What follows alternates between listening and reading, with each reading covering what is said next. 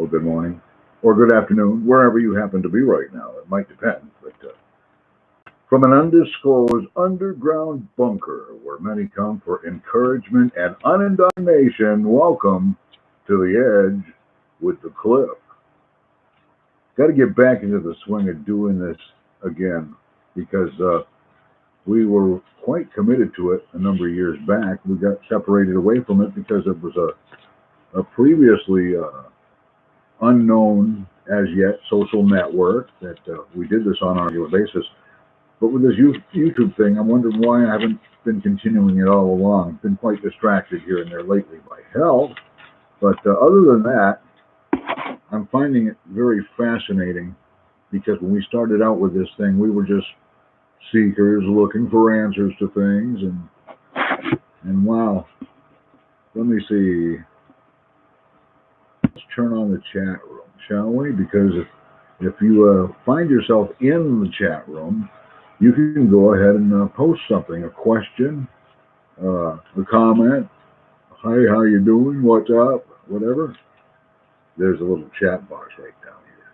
I guess right down there somewhere. Okay. We're going to catch up with some unfinished business because when on the inaugural event of this show a couple weeks ago, remember we made a mistake in the post-editing of the show, tried to trim the edges, and somehow wound up with turning a good hour and a half into about 4 minutes, and that wasn't good. So I just basically, I think I deleted it. Pretty sure I deleted it. But you missed what we talked about. I told you could bring your King James to this one, and I hope you brought your King James to this one, because I brought my King James to this one. In fact, this one's leather. It's the Defined King James, and I only have it because I was a staff member at an unnamed television network local affiliate in which I was able to be the director of the big weekly show that everybody came to with a studio audience and a wonderful staircase for singers to come down singing on, and all kinds of things like that. Because I was privileged at the moment to be there, I had my first pick on whatever the staff got to have. And, well, we'll leave it at that for now, okay? But what I wanted to bring to your attention was two things about the King James Bible. That's why I said bring your King James.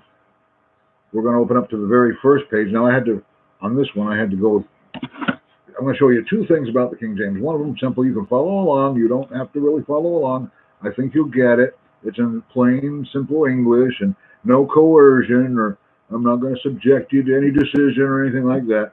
But once you get past the few blank pages in the front of this leather covered Bible, you'll see what we have here is the Defined King James, okay, Old and New Testament. Can you see that? See, it looks backwards to me. It should be to me. Oh my. Let me read you what it says, okay? Old and New Testaments translated out of the original tongues and with the former translations diligently compared and revised by His Majesty's special command. The authorized King James Bible, unaltered, large print, with uncommon words defined, as per Cambridge 1769 text. Reverend D.A. Wakefield, Ph.D. and Ph.D., the general editor. Oh, this particular, yeah. I didn't tell you where this one actually came from, but it was it's one of them. I'll bet you if you had to go buy one, it'd be as expensive as one of them old dakes. But that wasn't the only thing I wanted. I did want to show you that. I thought that was important for you to know that it was made by, and authorized in all the original tongues by King James, who swears unto you that that is the truth, the whole truth, and nothing but the truth, or at least you've led your children to believe that for many generations because of the guilt, fear, and control matrix, of which we celebrate being unindoctrinated from, and would like to in the future maybe encourage you to explore all the things that are good that you would like to intend to do or figure out what you're on your own in the spirit realm to explore. Oh no, you don't need a psychic to work under or a mystic oracle, although they do exist, and some of them are pretty good, and other ones are just like salesmen, just like the televangelists and stuff. But that fear, guilt, and control matrix is pretty powerful. You're probably under the spell of it already, and it is a spell. It's a blood magic spell that locks you in by symbolically drinking blood and eating flesh, which is very cannibalistic and quite unchristian. Well, how do you get blood and flesh from somebody who's dead? Symbolically wow, that's blood magic, because there are many holes, and I mean many holes, in just the translation alone from King James, the work of King James. Did you know that all the other languages on the earth, French, Spanish, every language, German, every language that the Bible has been translated into wasn't translated from the Greek and Hebrew and Aramaic into those languages. It was translated directly from the King James. So it's a little more salted down for the other languages of the earth, isn't it? If you've got a King James translation into German, you're going to have, I'm sure some of it doesn't translate right. The folks that live in Austria, for example, they speak a combined language. They're talking English and they're talking German at the same time. And if you've ever been around people that are from Austria or have lived in Austria, and they start talking to each other, you can pretty much make out what they're saying because you're speaking half of it in English. But I wonder how King James translates into German and French and Spanish and Greek and all those. Yeah, today's Greek. There's people in Greece, right? What do they talk? What do they speak? Okay, that's someone else to look into. And we've looked into an awful lot to come to the conclusions that we conclude here on the edge with the cliff. And another part of that guilt, fear, and control matrix that needs to be addressed, or at least bunched in with the guilt and fear factor of the, well, it's also, this is more of the control part of this whole thing. And the word I'm going to bring in to your mind right now is the word gossip. Gossip. What's wrong with gossip? Two neighbors, yeah, working in the yard, taking a break and just chatting over the fence. Oh, how long has it been since you've seen so-and-so? Oh, I haven't seen so-and-so for so long, I can't imagine what they're up to. Wow, yeah, it has been an awful long time. We haven't seen old so-and-so in some time. I wonder what he's up to. I bet he's up to something, you know. You know, I'll bet you he's doing this, that, and the other right now. And we're all wondering what he's up to. He's up to something, I'll bet. And they get, and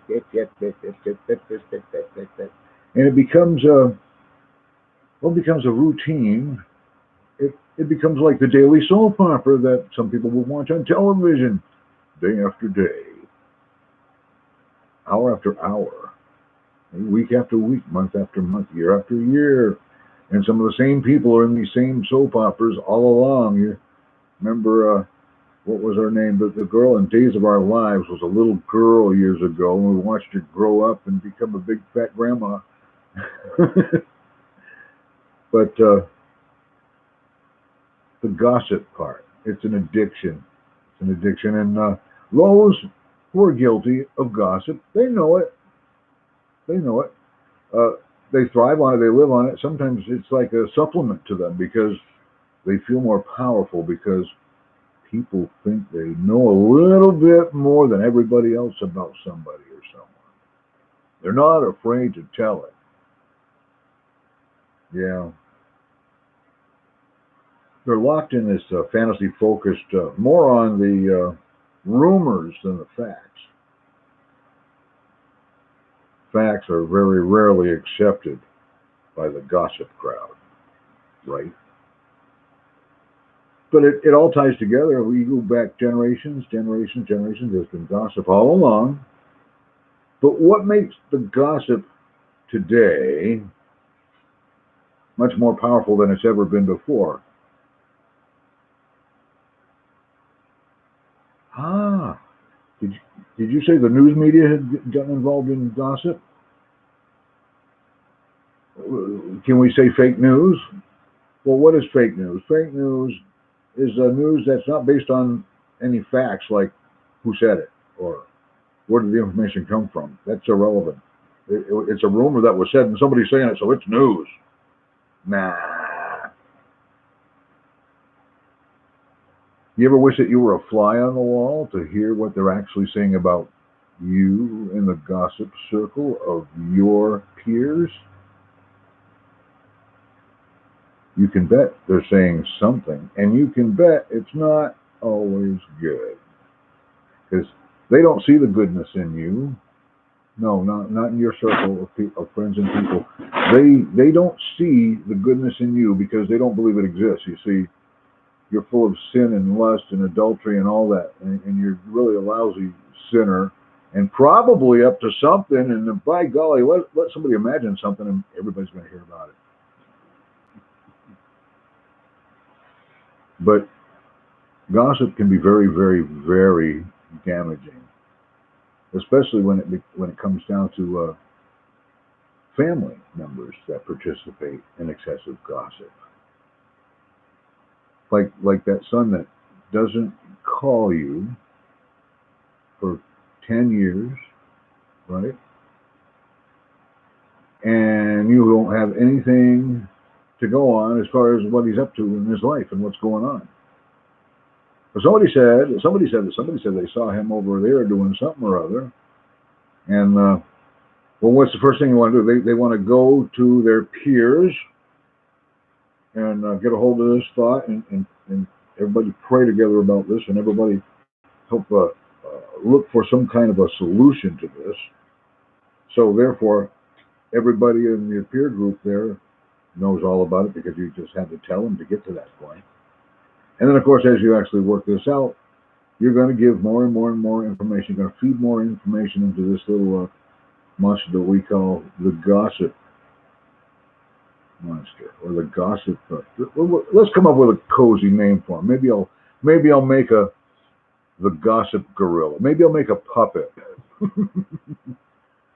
We'll get back into that at some point, but much later, because this is going to be the priority, the edge with the cliff, because, you know, I want you to feel safe, because I'm not going to lead you in any places where you're going to run into problems. The problems that you might encounter when listening to me talk or looking at some of the stuff that I share is not going to be a major problem as far as we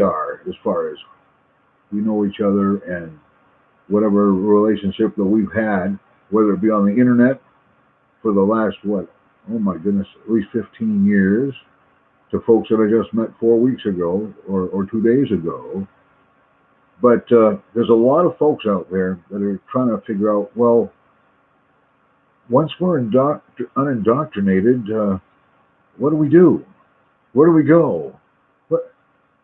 Well, you could still gather with others, but it would probably be more profitable to gather with others who are unindoctrinated or who want to become unindoctrinated. And those who are unindoctrinated should be willing to help anybody who is wanting to become unindoctrinated. You should be able to walk them through some really very easy procedures to do so. It's not that hard to do. Well, yeah, it is, because the fear, guilt, and control matrix has a little implant in your brain. And you help them put it there. Memorization. Remember all the memory verses. Remember, you had to memorize all this stuff. And if you didn't have to memorize it, you probably memorized a lot of it anyway, because you repeated it so much over and over and over and over. It became your conscience. See, your conscience was hijacked because your academic endeavor to be a good Christian would be to study to show yourself approved, right? What happens if you start studying too deep? What if you go too far? What if you go where no human has dared go for over 2,000 years?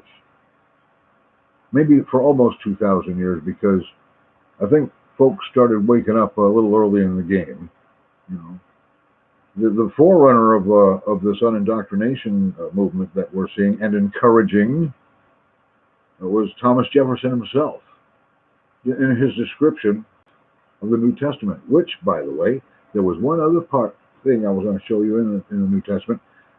You don't have to grab it. You can remember this. It's going to be that easy. I'm not going to make you look up a verse, okay? But on most of the older Bibles, at the beginning of every book of the New Testament, there's a notation as to the year AD that book was published. Okay? Can you get right? Okay.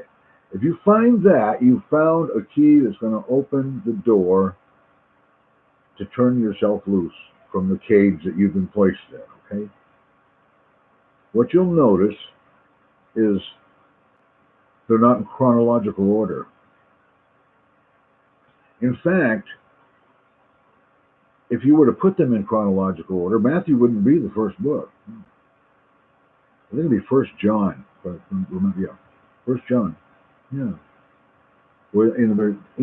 In the beginning was the Word was with God, the Word was God. Oh, you would think that memory would be a backup system for the old pure guilt and control matrix. But no, I'm not trying to tell you to dump everything you've learned, because you've learned a lot. You know the ins and outs, and you've experienced the control that you're under. Jesus said, my burden is light. Then why the hell do they make the damn burden so heavy? They pile it on you, don't they? They will. I've seen women who couldn't get their man to go to church with them, advised by the church, you got to get rid of this guy.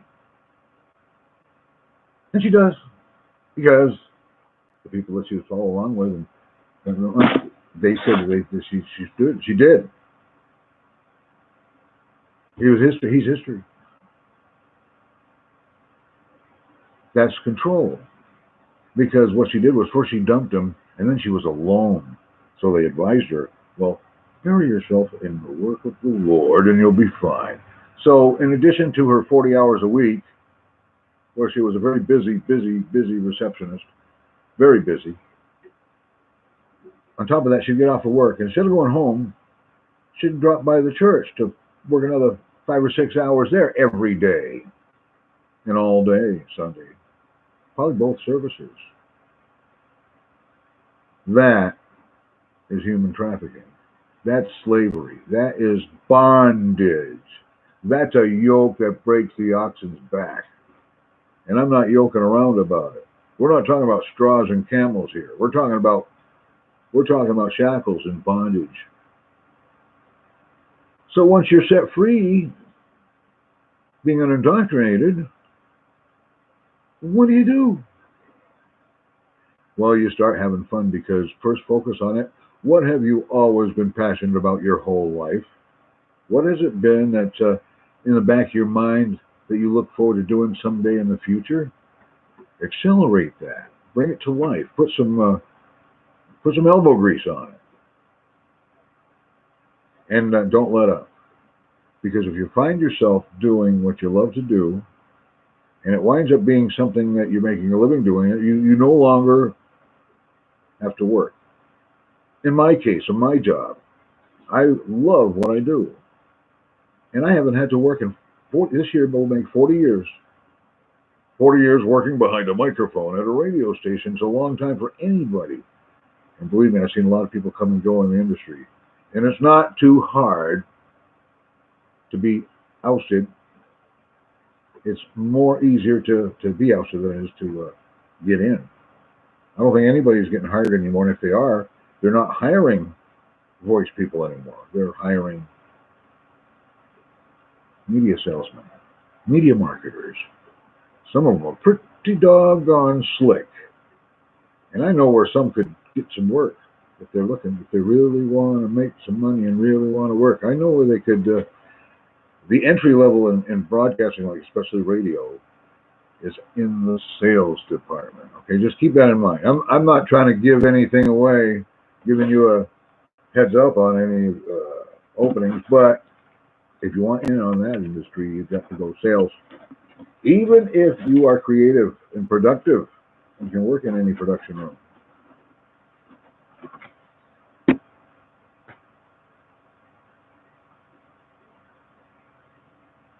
So we don't have anybody in the chat room. That doesn't mean there's nobody watching. Of course, more people will watch these after they record it. You see, these live get-togethers are kept, except for that first one that we messed up, and that's why I wanted to go ahead and show you those two things about the King James Bible that I wanted you to know, because that's a good starting point. Because you would think that if we were to find out the truth, that something was wrong, something was inadvertently handed down, or maybe purposely handed down through scriptures that was in error or downright wrong, would want to know about it. But what I've discovered so far is people go like this. La la la la la la la la. I'm not gonna look. I'm not gonna look. I'm not gonna look. I'm not gonna look. I'm scared. I'm afraid. I don't want to burn in hell forever and ever and ever. Oh my goodness, what's gonna help me? Oh, that's the guilt because you're a sinner. The fear of what's gonna happen to you because you're a sinner, and the control matrix is that's how they got you. Right by both of the testaments, the Old and the New. And there are a lot of great folks to check out on YouTube who are right up the alley. And somebody's going to say, oh, he's going to talk about Jeffrey Daugherty again. Well, you know what? Jeffrey Daugherty's just a little piece of what's going on out there.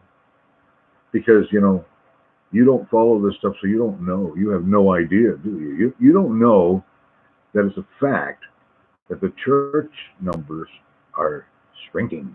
People are being set free from the bondage of the yoke of the heavy burdens that are laid upon you when you feel that you must do whatever the guilt, fear, and control matrix commands you to do.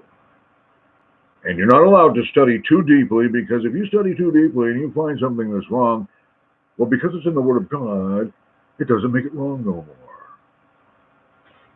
Ooh, something stinks in here. Did somebody... Must have been something I said. But it does get pretty deep sometimes.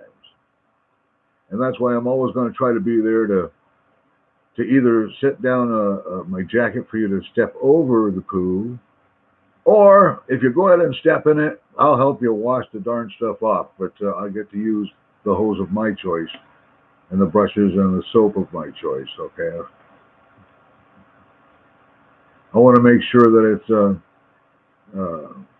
gluten-free soap that your feet are washed with. You know, approval by vegans, and you know, make sure there's no protein sources in it, anything like that. But we're going to keep coming in here and doing this, and we're going to have different topics. I'd love to have guests, and I understand there's some buttons I can push to pull others into the show. I'll figure that out down the road. I love what a lot of these other folks do. Wayne Steiger, for example. And if you can see any of these guys on YouTube or gals, go ahead and click them and take a look. You know, have you met Laura Eisenhower? Laura Eisenhower, the great-granddaughter of U.S. President Dwight D. Eisenhower, who was president during the time when I was born. I discovered America during the Dwight D. Eisenhower administration. Little did I know that his great-granddaughter would be able to, you know, help people understand some things. Maybe things that have always engaged you in extreme curiosity are things that you have access to. For instance, let me give you an example. It wasn't fair for me to just say that. I should explain a little bit. Uh, I don't mess with Ouija boards, right? We don't want, right? You don't want to mess. You don't want to mess with them. I'm not going to mess with them. If you don't want to mess with them, I don't want to mess with them. But you remember the spirit box thing? And here on my YouTube channel, I have an example of something that I sat down and I registered a ghost box software piece that it takes scrambled voices out of the airwaves from radio and communications devices out there, and the spirits supposedly will pull words out of that and feed them to you through your ghost box. So you could actually sit there and ask questions and get answers, which is kind of weird, but you could. You'd see on my example. And there were other people who would, Jeff Huff got really big into that. If you look at Jeff Huff on YouTube, you'll see that he's got a device, an actual device that you can order for the spirit box thing. But you got to get to a point where you don't need stuff like that, and you don't really need that stuff. Having done quite a bit of experimentation with the ghost box, you notice I didn't share everything with everybody because you're not ready for what I discovered. I can summarize that most of the discovering that I found out was that there are a lot of spirits that they wander through all the time. They pass through where you're at every day, sometimes every few minutes. It depends, But you can't assume that all spirits are ghosts or people who have passed on and stuff like that, because most of these spirits that I'm talking about are the same spirits that you encounter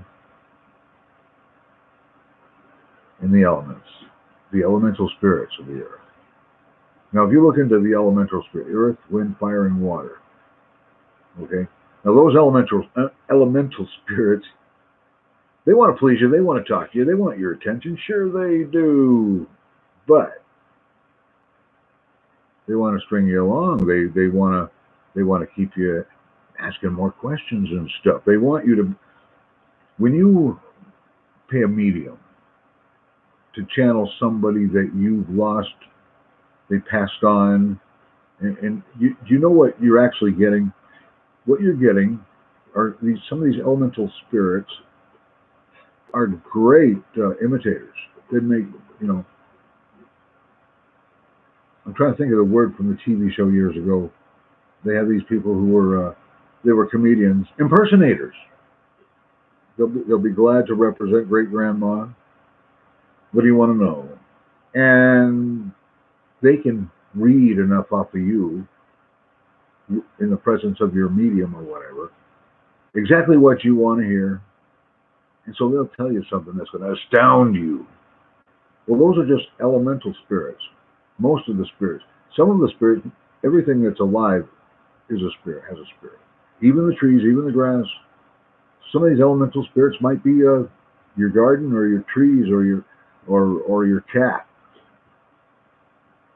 But they're mostly elemental spirits. So having played around with the ghost box technology, I kind of noticed there were other things going on out in nature that also formulate words like this. Have you ever heard words in leaves blowing in the wind, or a tree swaying in the wind and maybe making a groaning, stretching type of sound that an old tree would make after a storm? It had like a vulnerability there, and it starts to creak. Yeah.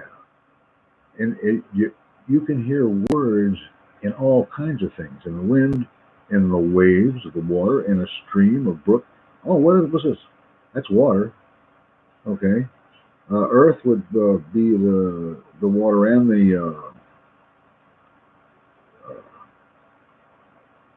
leaves, but so would the wind, earth, and the fire. What's the fire? Don't let this one scare you. Don't be afraid of the fire as far as the elements go, because the fire could be represented in the engine of your car. That's fire making you propel to get to where you're going. That's good fire. There's good fire and there's bad fire, but that's a good fire. Like the rockets that go up to the space station, or the rockets that went to the moon. They got us up there and out of here where they could maneuver to get to where they needed to go. Well, the propulsion of that fire is a great fire propulsion that gets a rocket up there. So you can't assume all fire is bad. But what about passion?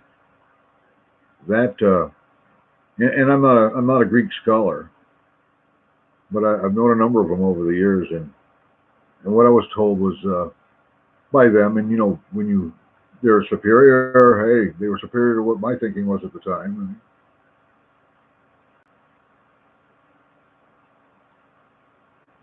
And they're always right. They're definitely smarter than me, so they must know something.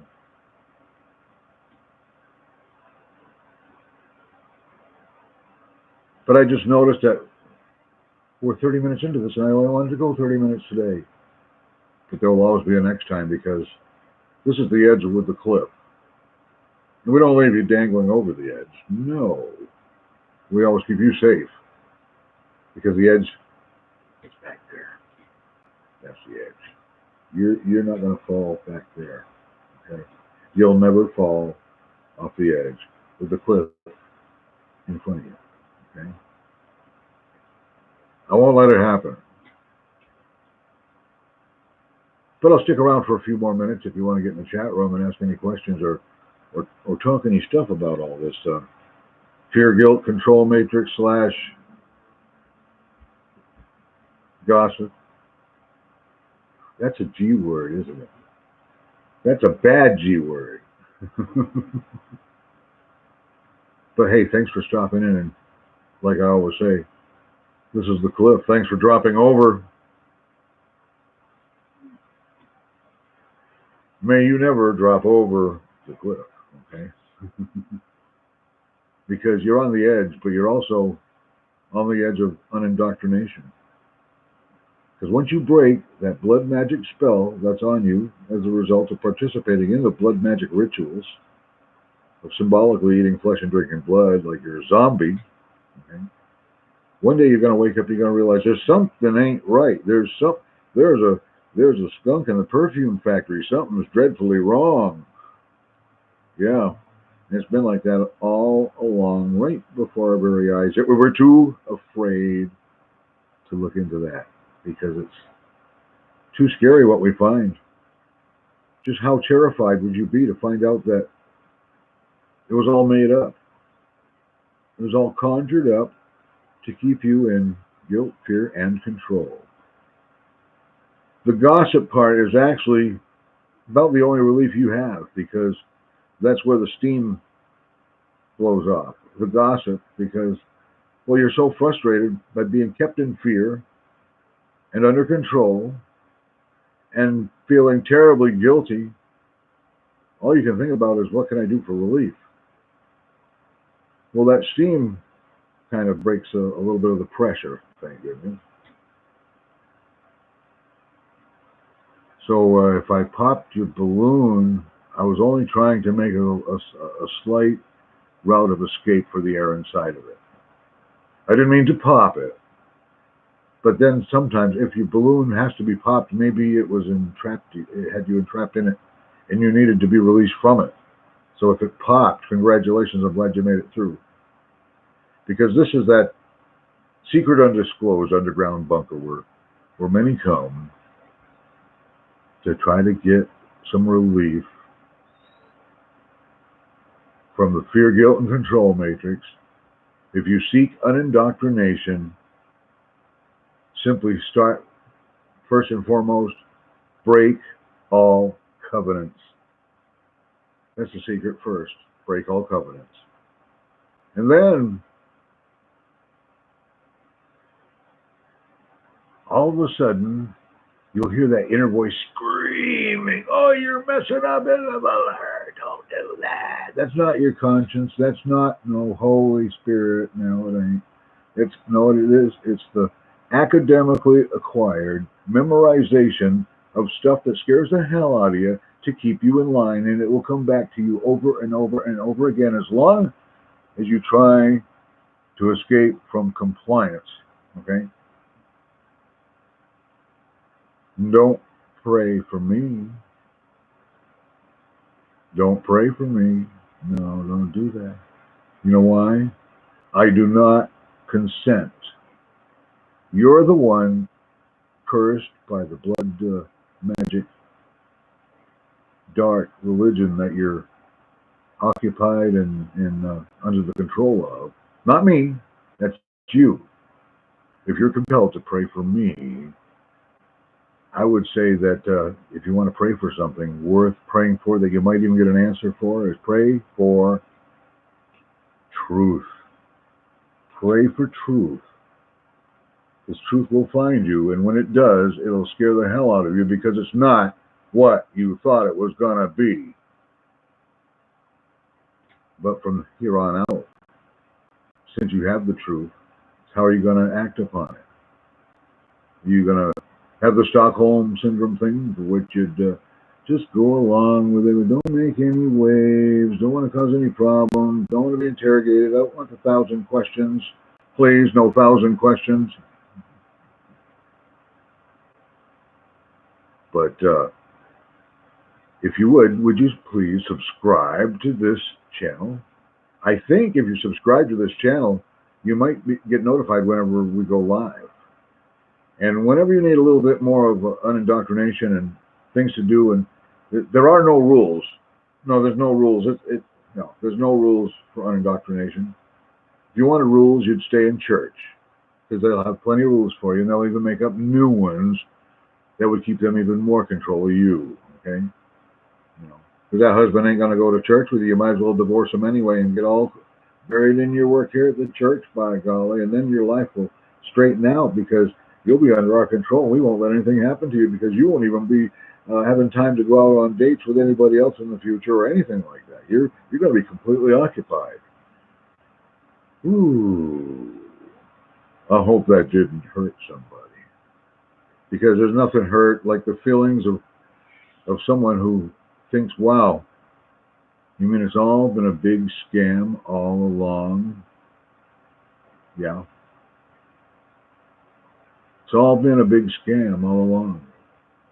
For decades and centuries, and actually a couple of millennium. A couple thousand years at least.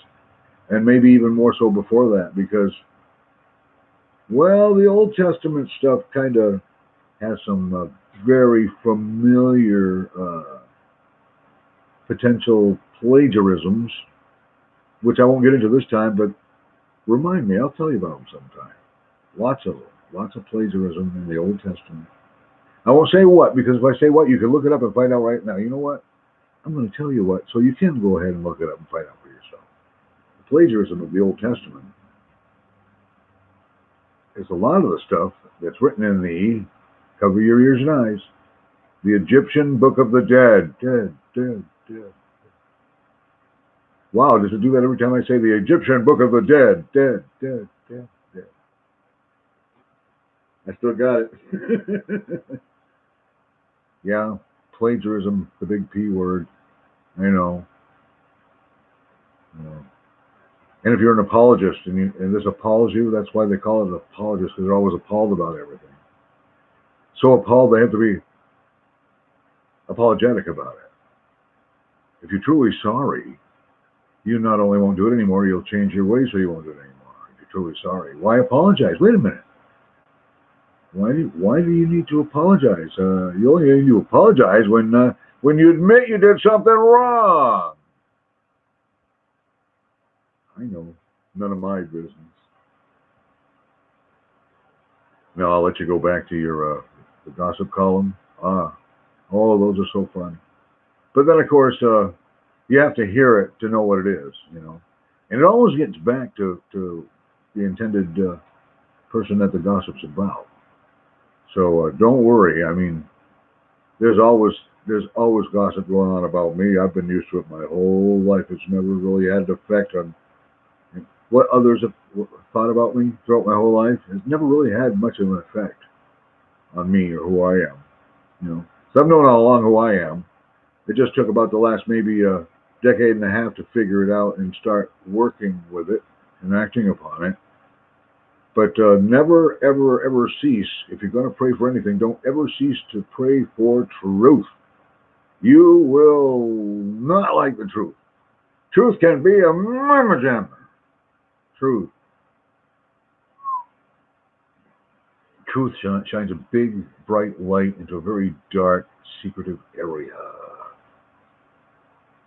Thank you for your time today, and I do look forward on coming back a lot, maybe more than once a week. Maybe I'll just check in during the week and let you know about something exciting, like some of these folks that we're meeting on YouTube. They're everywhere, people like Scotty Roberts, Rocky Stucci. Oh yeah, there's lots, and there's women too. There are moon children out there. There are witches out there. Oh, that's very, very repelling to some witches. Really? You probably have them in your family. Oh, that's the problem. Yeah. Oh, you got witches in your family, and you think they're the target of gossip? Do you think you pay close enough attention to your family members that say they're witches? So do you really keep an eye on them to really know what they're up to? Or you just make stuff up and tell your friends to sound like you know something when you really know nothing? That's the magic of witchcraft, though. It's so compelling. Sort of tied to the gossip thing, if you ask me, because it's manipulation and control. What gossip is. Look what gossip has done to our government. When gossip becomes the focus of news that is so badly wanted, they wanted to start out by announcing what their conclusion was going to be, and then they tried over and over and over and over and over again for 2 years to find the conclusion that they wanted, and they couldn't find it. So what's your conclusion? Yeah, good idea. Why don't you join me next time and every time, and go back over the archives and look at where we're going with this. Now, an update on the health situation, because I did disclose my health condition on the show, and I was scheduled for some surgery tomorrow, which is Monday the 29th of April, but it can't happen yet because I have to have clearance for that surgery. And, well, there's a couple hurdles that I've yet to jump over before I get to that point. But it shouldn't be too much longer because they're planning on doing some further work towards the end of May. And then maybe by mid-June, we'll be back on the schedule to the surgery. So, and I don't care where I have to do this from. I'm still going to try to figure out a way to come to you with the edge, with the cliff, just to let you know how everything's going and how absolutely easy it is to become unindoctrinated. If you need any assistance, if you have any questions, feel free to hit me up on my Gmail. That's Clif Desmond with one F, clifdesmond@gmail.com. Put in the subject line, Edge with the Cliff, then I'll know that you're referring to this show. And any questions or comments? I don't have anything better to do most of the time than sit around and answer email. I probably put about as much time into it as you do, maybe. How about your text? No, don't text me. Oh, man. I hope. Texting. We should have hours for texting. Open hours and closed hours. But that, again, is going into the area of rules of which we're not going to make any, because this is the Edge with the Cliff. On YouTube, www.youtube.com/Clif Desmond with one F, CLIF DESMOND, hashtag Clif Desmond on your YouTube. Share me on your Facebook or your Twitter, and let's spread this life of sovereignty and freedom. Become among the unindoctrinated.